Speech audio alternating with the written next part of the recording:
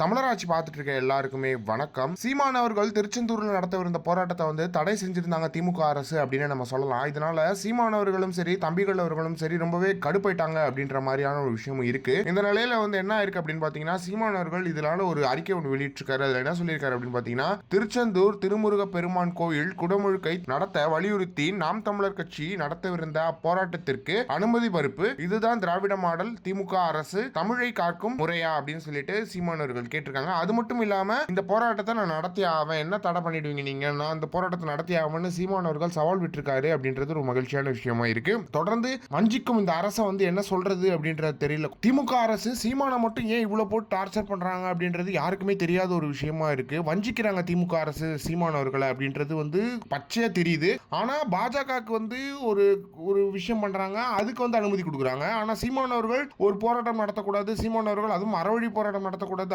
RSS பேரணிக்கெல்லாம் அனுமதி கொடுக்குறீங்க தமிழ்நாட்டில். ஆனா சீமான் அவர்கள் தமிழுக்காக தமிழர்களுக்காக வைக்கக்கூடிய ஒரு மிக முக்கியமான போராட்டத்தை நீங்க தடை பண்றீங்கன்னா அது எந்த மாதிரியான ஆட்டிடியூட் அப்படின்றதே தெரியல. தடையை மீறி பொதுக்கூட்டம் திருச்செந்தூரில் நடைபெறும் அப்படின்னு சொல்லிட்டு சீமான் அவர்கள் சவால் விட்டிருக்காரு. முடிஞ்சா தடுத்து பாருங்க என்ன அப்படின்னு சொல்லிட்டு ஒரு சவாலை திமுக அரசு கொடுத்திருக்காரு அப்படின்றது ஒண்ணு இருக்கு. ஆனா சீமான் அவர்கள் மட்டும் அங்க கைது செய்யப்பட்டார் அப்படின்னா மிகப்பெரிய வளர்ச்சி சீமான் அவர்களுக்கு இருக்கும் அப்படின்றதுல எந்த ஒரு மாற்றமே கிடையாது. ஏன்னா அந்த போராட்டம் அந்த மாதிரியான ஒரு போராட்டம் தமிழனுக்காக போராட்டம் அப்படின்னும் போது அது மிகப்பெரிய ஒரு அலைய உண்டாக்கும் தமிழ்நாட்டில் அப்படின்றதுல எந்த ஒரு மாற்றமே கிடையாது. இதை பற்றி நீங்க என்ன நினைக்கிறீங்க அப்படின்றத மறக்காம கமெண்ட் பாக்ஸ் சொல்லுங்க.